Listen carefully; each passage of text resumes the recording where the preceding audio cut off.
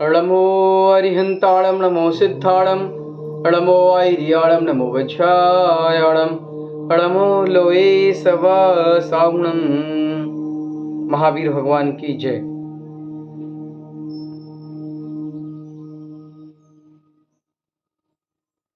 पद्म पुराण की पर्व 47 में राम ने, हम आगे पढ़ते हैं, राम ने मायामयी सुग्रीव को उन्हें युद्ध के लिए बुलाया। तब वह बलवान क्रोध रूपी अग्नि से जलता हुआ राम के सन्मुख आया। उस समय लक्ष्मण ने सच्चे सुग्रीव को पकड़ रखा। कभी स्त्री के कारण शत्रु के सम्मुख नहीं चला जाए। और श्री राम को देखकर मायामयी सुग्रीव के शरीर में जो बैताली विद्या थी वह उसको पूछकर उसके शरीर से निकली। तब सुग्रीव का रूप मिटकर वह साहस गति विद्याधर इंद्रनील के पर्वत समान दिखा। जिसे सांप की कांचली दूर होती है, ऐसे ही वह मायामी सुग्रीव का जो रूप था वह दूर हो गया। तब जो आधी सेना वानरवंशियों की इसमें मिल गई, वह वहां से पुनः अलग हो गए। सभी वानरवंशी एक होकर अनेक शस्त्रों सहित साहस गति से युद्ध करने लगे। तब यह साहस गति महातेजस्वी प्रबल शक्ति का धारी सब वानरवंशियों की दसों दिशाओं में भगा दिया।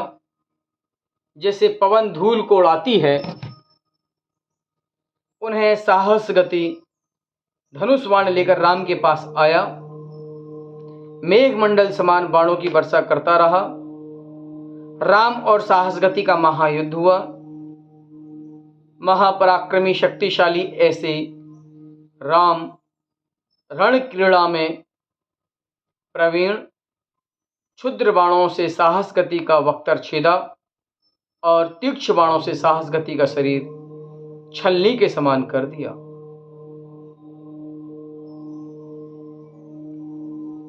और तीक्ष्ण बाणों से साहस गति का शरीर छलनी होते ही वह पृथ्वी पर प्राण रहित होकर गिर पड़ा। जैसे ही वह पृथ्वी पर गिरा, सभी लोग सोचने लगे कि वह मर गया। तब सुग्रीव ने राम लक्ष्मण की स्तुति की और अपने राजभवन में लेकर आए। नगर की शोभा हुई। सुग्रीव और जो उनकी पत्नी सुतारा थी, उनका संयोग हुआ। सो वह भोग सागर में लीन हो गया और आनंद नाम के उद्यान में श्री रामचंद्र जी को रखा। ऐसा उद्यान, उसकी रमणीक का वर्णन कौन कर सकता है। वहां पर महामनोक श्री चंदा प्रभु भगवान का चैत्यालय, वहां पर राम लक्ष्मण ने भगवान की पूजा की और विराधितादि सब कटक का डेरा उद्यान में हुआ। सभी आनंद से रहे। सुग्रीव की 13 राजपुत्रियों ने रामचंद्र जी के गुण सुनकर अति अनुराग से विवाह करने की इच्छा की। वो 13 पुत्रियों के नाम चंद्राभा, हृदावली, हृदय धर्मेत, अनुधरी, श्रीकांता, सुंदरी, शुरवती, यह देवांगना समान चारुश्री, मदनोत्सवा, गुणवंती, मनोवाहिनी, पद्मावती, जिनमती, जिन पूजा में तत्पर, ये 13 कन्याओं को लेकर सुग्रीव राम के पास आई। नमस्कार कर कहा, हे नाथ, ये हमारी राजकन्याएं जो 13 हैं, वे अपनी इच्छा से आपसे विवाह करना चाहती हैं। आप इन राजपुत्रियों के पति हो। इनका मन जन्म से यही था कि हम विद्याधरों से विवाह नहीं करेंगे और आपके गुणों से अनुरागी हुई, ऐसा कह राम से विवाह कराया। यह राजकुमारियां लज्जा से नीचा मुख राम का आश्रय प्राप्त किया। महासुंदर नव यौवन उनके गुण वर्णन में नहीं आई। शरीर की कांति से विनय रूप गुणों से मंडित राम के पास ठहरी। यह कथा गौतम स्वामी राजा श्रेणिक से कहते हैं, हे श्रेणिक पुरुषों में सूर्य समान श्री राम महापुरुष, उनका मन विषय वासना से विरक्त है, परंतु पूर्व जन्म के संयोग से कुछ दिन विरक्त रूप गृह में रहकर अपने त्याग करेंगे। इस प्रकार हमने सुग्रीव का व्याख्यान सुना, और जो सुग्रीव का जीव सुतारा के वियोग में अति दुखी हुआ, और वहीं पर साहस गति माया में सुग्रीव बनकर राज करने की चेष्टा करता है। युद्ध होते हैं, अंत में वह साहस गति जो कि सुग्रीव का महामाई रूप धारण करता है, राम बाणों से वार करते हैं उस मायामयी सुग्रीव साहस गति में, और वह बाणों से छलनी हो जाता है और मारा जाता है। इस प्रकार हमने 47वां पर्व पूर्ण किया। अब हम 48 पर्व पर आते हैं। लक्ष्मण एक नारायण थे, और वो कोटिशिला को उठाते हैं, उससे उनकी परीक्षा होती है। इस प्रकार से सुग्रीव की जो 13 पुत्रियां थी, उनका विवाह राम भगवान से हो जाता है, राम से हो जाता है, और वो 13 स्त्रियां राम के मन को मोहित करने के लिए अनेक प्रकार की चेष्टाएं करती हैं, जैसे देवलोक से देवांगनाएं इस धरा पर उतर कर आई हैं। कोई वीणा बजाती है, कोई गीत गाती है, कोई सुंदर क्रीड़ा करती है, कोई रामचंद्र जी के मन को डिगाने की कोशिश करती है, लेकिन रामचंद्र जी का मन भोगों में नहीं लगा। सीता में अत्यंत दत्त चित्र सभी क्रियाओं से रहित महाआदर से सीता का ध्यान करते बैठते हैं। जैसे मुनिराज मुक्ति का ध्यान करते हैं, वह विद्याधरों की पुत्रियां संगीत करती हैं, तो वह रामचंद्र जी उनके संगीत पर ध्यान नहीं लगाते हैं, और ना ही उन ध्वनियों को सुनते हैं। ना ही वो राजपुत्री जो सुग्रीव की 13 हैं, उन देवांगनाओं के समान उनका रूप भी नहीं देखते हैं। राम को सभी दिशाएं जानकी रूप ही दिखती हैं। वे कुछ भी कथा नहीं करते हैं। यह सुग्रीव की पुत्रियां पास में बैठी हैं, उनको जनक सुते ऐसा कहकर बुलाते हैं। को से प्रेम पूर्वक पूछते हैं, अरे काक, तू देश में भ्रमण करता है, तेने जानकी देखी क्या? और सरोवरों में चकवा चकवी कल्लोल करते हैं। सीता बने हैं दृश्य राम को फीका लगता है। सीता के शरीर से स्पर्श कर पवन आया, अथवा जिस भूमि में सीता जी बैठी हैं वह पवन, वह भूमि धन्य है, ऐसा मानते हैं। सीता बिना चंद्रमा की चांदनी भी अग्नि समान लग रही है। सोचते हैं कि कदाचित मेरे वियोग रूपी अग्नि से सीता भस्म हुई होगी। मंद मंद पवन से लताओं को हिलते देख जानते हैं कि यह जानकी ही है, और बेल पत्ते हिलते देख जानते हैं कि जानकी के वस्त्र फहरा रहे हैं। भंवरों से युक्त फूल देख जानते हैं जानकी के लोचन ही हैं। कोपले देख मानते हैं जानकी के हाथ ही हैं।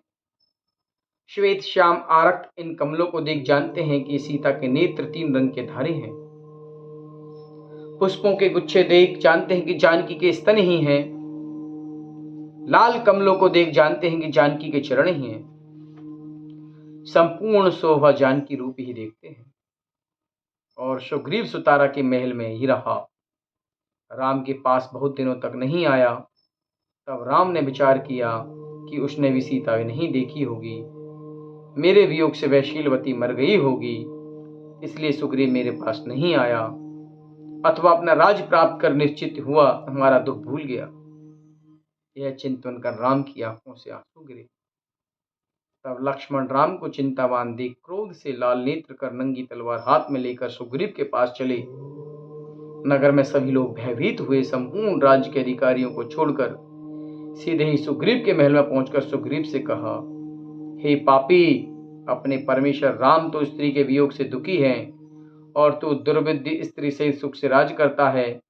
रे विद्याधर वायस, विषय लोप लूट प्रिय दुष्ट, जहां रघुनाथ ने तेरा शत्रु भेजा है वहां मैं तुझे भेजूंगा। इस प्रकार से अनेक क्रोध के वचन लक्ष्मण ने कही। तब सुग्रीव ने हाथ जोड़ा, नमस्कार किया, लक्ष्मण का क्रोध शांत किया। सुग्रीव ने कहा, हे देव, मेरी भूल को आप क्षमा करो, मैं पापी भूल गया। और सुग्रीव की सभी रानियों भय से लक्ष्मण को अर्घ्य देकर आरती करती रही और हाथ जोड़ नमस्कार कर पति की भिक्षा मांगी। तब आप उत्तम पुरुष सुग्रीव को दीन जान कृपा करी। महापुरुष प्रणाम मात्र से ही प्रसन्न होते हैं और दुर्जन महादान देने पर भी प्रसन्न नहीं होते।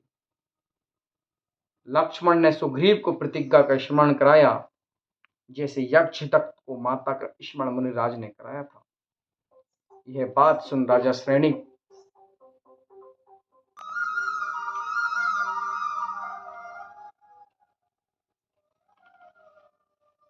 लक्ष्मण ने सुग्रीव को प्रतिज्ञा का स्मरण कराया, जैसे यक्षदत्त को माता का स्मरण मुनिराज ने कराया था।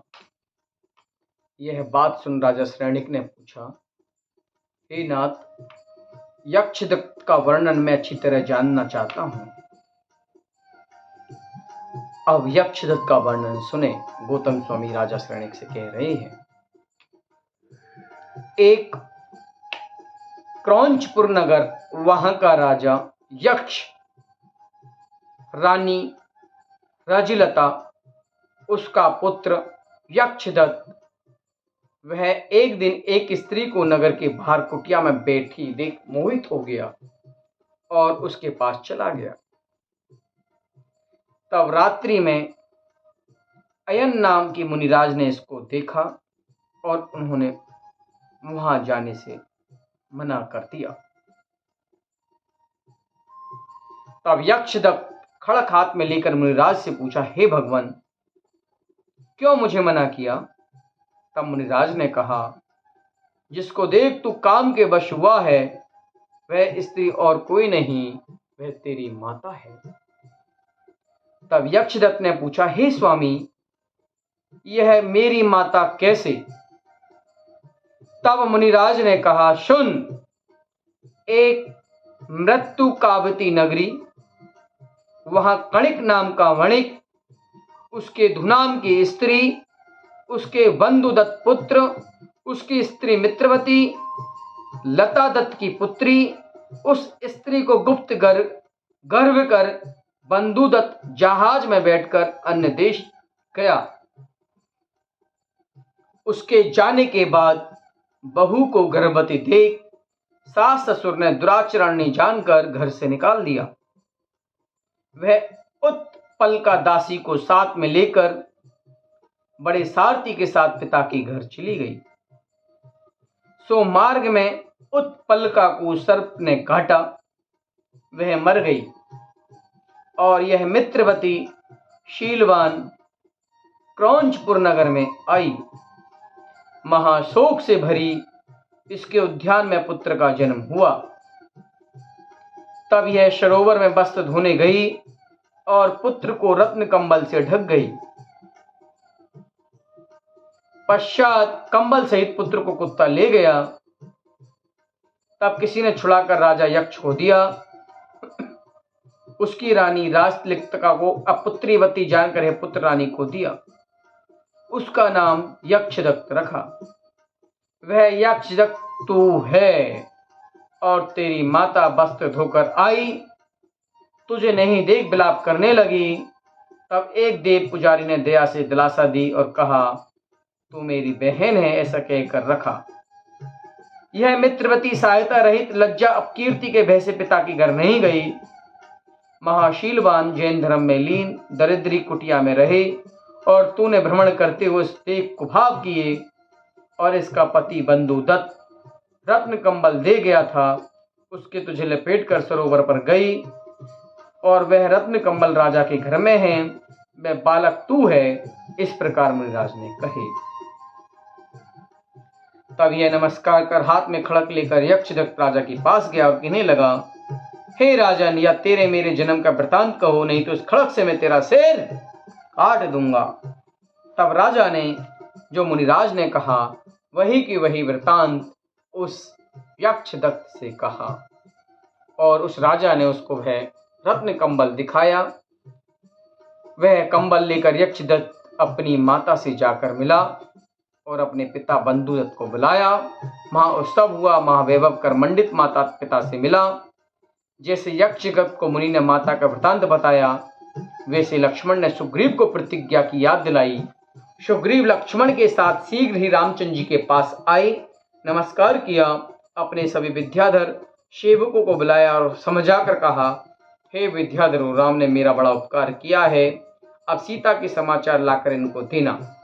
इसलिए तुम सभी दिशाओं में जाकर ढूंढो, देखो श्री रामचंद्र जी की महारानी महासती सीता कहाँ है, यह खबर लाओ। संपूर्ण पृथ्वी पर, जल में, थल में, आकाश में, जम्बूद्वीप में, लवण समुद्र में, धात्री खंड में, कुलाचल पर्वत पर, समेरु पर्वत, विद्याधरों की नगरी में, सभी दिशाओं में ढूंढो। इस प्रकार हमने पर्व 48 में यक्षरथ का वर्णन सुना। आगे और जो सीता का वियोग था उसका वर्णन हमने जाना। जा वाणी के ज्ञान से सूझे लोकालोक, सो वाणी मस्तक नमो सदा देतु लोक। हे जनवाणी भारती तो